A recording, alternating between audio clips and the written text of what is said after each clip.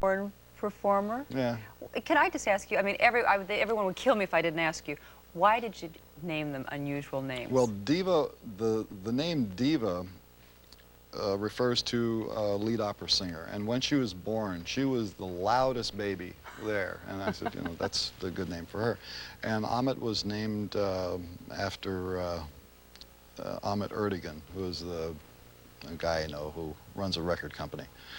And Dweezil, that name was different. That's a made-up name. And my wife has a little stunted toe, which was nicknamed Dweezil at one time, and it was so cute. So I said, okay, we'll call him Dweezil. Does Dweezil know he's named after a little stunted toe? Yeah. Yeah? But okay. the story about Dweezil's name is when Dweezil was born with natural childbirth, you know, when let's go be natural. So the hospital that would allow you to have natural childbirth had some very strange ideas about what you could name children. And when I took my wife in to have the baby, what's the baby's name going to be, filling out the form, they begged her not to call this child Dweezil. I mean, it's like, we're not going to let you have the baby if you're going to call it that. Furthermore, they demanded to know what religion we were. And all this is a prerequisite to entering this hospital. It was very strange, and it was a last-minute thing. So the answer to the two questions were, in the religious category, my wife wrote musician. And as far as the name went, at that point, I rattled off the names of 4 of the guys who were in my band at that time. Ian, Donald, Calvin, Euclid. And that's the name that went on the birth certificate. But we knew we were going to call him Dweezil. So for years, his legal name was Ian, Donald, Calvin, Euclid, Zappa. No. And so you but decided... we had always called him Dweezil. When he got to be about 7 years old and realized that the hospital had forced us into this compromising position, demanded to have his name legally changed to Dweezil. We hired a lawyer, had it done. His name is Dweezil Zappa. He wanted it, he's got it. It's on the, you know, on the documents now. Well, you know, I think the reason probably why some people would say we don't want you to do that is because they would be afraid that it would, you know... Cause ridicule to the child? Yeah, cause ridicule. The fact of the matter is, and this still remains true, it's the last name that will get you in trouble, not the first name. Whoa. Do you think that Zappa would get them into trouble? Oh, well, I think there's probably more controversy connected to the last name than there would be to the first name, and that's been borne out. Okay, I want to ask you more about life growing up in the Zappa household, and we'll break for just a moment, and then we'll come back and we'll talk more with Frank Zappa.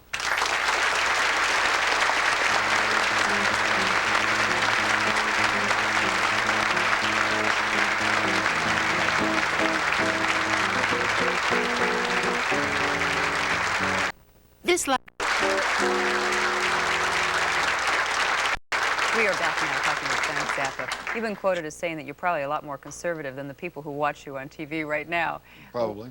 You said, I should worry more about my kids going over to someone else's house rather than them worrying about their kids coming to my house. That's true, because especially where we live in Hollywood, the use of drugs in people's homes is something to be concerned about. We don't have any in our house, and I don't like the idea of the possibility of my kids going over to somebody else. You know, you meet a kid in school, it's a nice little kid, you don't know what their parents are doing or what's going on at the house. And that, to me, is of more concern than somebody sending their kid over to my house to play. Drugs are obviously one of the big concerns. Another thing that a lot of parents are concerned about these days, as you well know, are the lyrics that are in rock records. Now, you've taken off all the outlandish stuff, you put on your suit, you went in front of Congress, and you said, I don't want this to happen. Well, you know, there's a number of good reasons for that, because what they did at that Senate hearing was a kangaroo court, and it was really just political maneuvering. It was a political opportunity, and the thing that's pathetic about what these women did was they've made this a career out of it. They are still in business. They had this bogus press conference on November 1st where they got the record industry to agree to put certain labels on certain records, but the agreement has no teeth. The agreement says that parents will have no role in determining what is explicit, that those artists who have control over their album covers are free to ignore the understanding. So it's full of holes. There's no way they're going to get a uniform rating system or a warning system on there. It just will not be adhered to. The other thing is that they have mentioned that they're going to stay in business for another year to monitor compliance with the agreement. They've moved to larger offices in Virginia. I still get all of their fundraising and propaganda stuff in the mail. It's what they're going to do is sometime around election time in November, they're going to make some more noise. This is all right. Well, forgetting how politics. they're going about it, though, what about the actual issue? I mean, you know, we have our movies are rated. I mean, we can see what's in a can of soup. We can see what's in our medicines. Yeah. Why shouldn't parents be able to see what's in? I mean, if you don't want your kid to go to a movie that's got explicit material in it, it's rated R, and they can't get in without your permission. What about a record? As far as words go, I don't, you remember the one, sticks and stones may break my bones, but words will never hurt me? Yeah. The premise that they have based the complaint on is that if a person hears a song about something, it is going to generate antisocial behavior. And they've carried this to such a ridiculous extreme to suggest that the hearing of a song that mentions suicide will make you kill yourself. The hearing of a song that talks about violent activity will engender violent activity. And some people have gone so far as to say that music causes murder.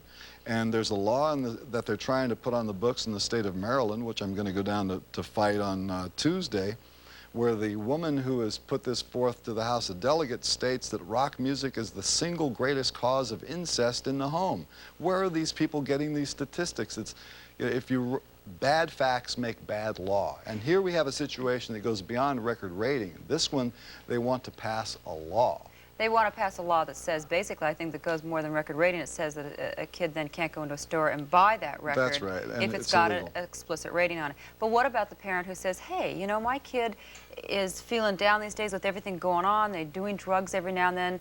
They just broke up with their girlfriend, and I don't want him, and when he's in that depressed state, to put on a record by Ozzy Osbourne that says suicide is the only way out, don't you know the only way out, that it could just be that one thing that glorifies it enough to say, hey man, it's okay. That's the concern of parents. Where do you draw the line? Where do you let parents have a little That responsibility control? belongs in the home, not in the hands of government, not in the hands of committees, not in the hands of anybody outside of your home. It's a matter of individual choice, and it's your responsibility. If your child is depressed and you think your child wants to commit suicide, no amount of record rating or labeling is going to help that child. But you say the choice is in the home, but Right. but we have to let the parents have some way to make that choice. And if How they about have, just there are listening to the millions of record? records. Listen to the look how we record have and decide for two working yourself. parents today, Frank. Are you willing to give up that responsibility and let somebody else make the decision for you? I think that would be a very lazy How about some parent. help in making that, in making those What choices? kind of help? I mean, The what? help is having a label. It's like having somebody chew your food for you. No. The help, though, I mean, I've got to take the other side of it here Go for ahead, you. but it's still, it's lazy. The parents say there are tons of records out there. I just want to be able to see. Does this have something in it that is so explicit that the industry has decided that I should take a listen to it? Suppose, and maybe it's okay. But wait a minute, if the industry is making the decision, you are presuming that community standards of Hollywood, California, or New York City are adequate for your home, which may be someplace else with a different set of standards. Well, I'm sure most parents would want the same type of group that rates movies to rate the records and not just the industry. Well, then itself, what are have they the willing to choice. pay to set up this censorship board? I mean, is the pleasure worth the pain? You're talking about having a uniform code of doing this stuff. I think that it is a fantasy. You know, you're spending money and spinning your wheels over something that really does not deliver the type of social evil that has been talked about.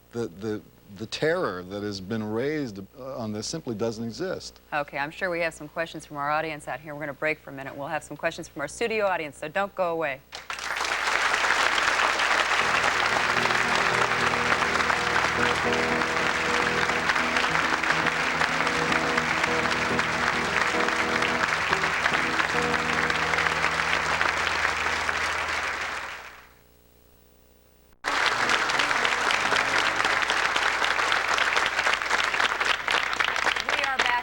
Questions from our studio audience for Frank Zappa. I think you've got a question right here. Mr. Zappa, since we're not talking about banning, but just labeling, what's the danger? Since we do get ingredients on foods and so on, where do you see this leading? Well, if you get a bad ingredient in your food, or you get something that might be harmful to your health, I could see that. But I don't think that any literary material will be harmful to your health. They're talking about words, protecting you from words. And I just don't think that there's any reason to protect you from words. But Mr. Zappa, we have doctors on this show all the time that will tell you that teenagers are going through a very depressed, emotional time. They can really get down. They're still children, really, in many, many ways. And that, I think, is why parents want to protect them from anything that might, you know, harm them. Then those parents should rethink their position, and also those doctors should too, because I've heard some of this medical testimony, and I don't buy it. I've also heard some conflicting medical testimony, including one from a psychiatrist in Canada who I did a show with, that made an interesting observation. Those parents who try to look and act young and do young things like listen to rock music with their kids tend to drive their children toward more extreme forms of rock music. In other words, with the trend toward being a swinging young parent these days, when you sit and listen to rock music at home, your kids do not want to listen to your kind of rock music. They don't want to be like you. They want to be different. And so as you try and act like the young, cool person, you are sending your children into So what do we Leatherland. do? I mean, we live in an imperfect world. The kids are, and let's face it, you don't think teenagers are emotional? Of course they are, but let's be realistic about what words do. If we are to live in fear of words, well, you might as well just throw the Constitution away. All right, we have another question here. I was going to ask you, though, wouldn't you agree that the teenagers in an emotional state, though, could be affected negatively by a rock record of some kind, something that says suicide's the way out or something like that? Well, I think teenagers are affected in different ways by different types of stimuli, and if you say that a person could experience a negative effect, who is to say that what they hear on a rock record is more or less affecting than what they see on the news or see from example of the way their parents conduct themselves? That's the depressing thing to a kid, I think. If you're growing up in a world where you think you have no future, that is not because Ozzy Osbourne says suicide solution. But in the midst of a teenage suicide epidemic around our countries, It's not an epidemic. Well, it's happening more and more than it's ever happened before. Here's my statistic. Okay. The largest single incidence of suicide in the last decade was not caused by rock music. It was caused by religion, and we're talking about Jonestown. More people die as a result of having that kind of strange religious influence on them than will ever die from any rock and roll or other kind of That's another record. program at another time. Yeah, but if you talk an epidemic of suicide, there was how many people died at Jonestown? No Ozzy Osbourne there. We all want to do the very best we can do as being parents, and I think a lot of the different parents always have different ideas on how they want to raise their children, but we thank you today for your ideas, and we thank you for your questions. That's it today for Mother's Day. As you can see, these are very controversial issues, so keep in touch with what's going on. We're here to try to help you do that in this ever-changing world. And if you have strong feelings one way or the other, get involved. I'm Joan London.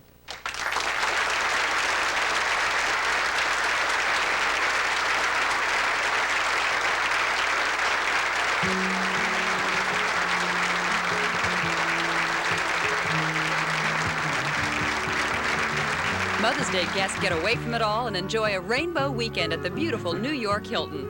Mother's Day transportation provided by Signature Limousine. When in New York, call Signature. Mother's Day fashions by Lily Rubin South and West. From innovative playtime toys and helpful mealtime accessories to easy